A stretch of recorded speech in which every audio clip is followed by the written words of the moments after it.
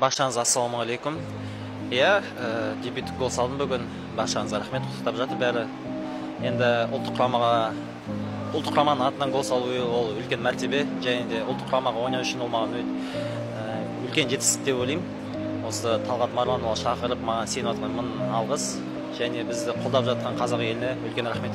Бүгін Талғат Марванұлы маған азанда келіп жақындап айтты. Өнесін деп менімен сөйлесті. Қалайсың, дайындық қалай, бәрі жақсы ма деп кішкене қобалжау болды.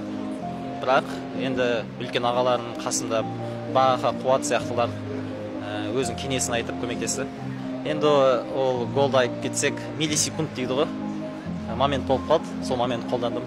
Енді сондай моментте болып қалдым, спиной болып қалдым воротаға. Рисковать етіп көрейін дедім да, теуіп көрдім, сөйтіп гол болды. Құрамада әрине әрқашанда атмосфера өте тамаша.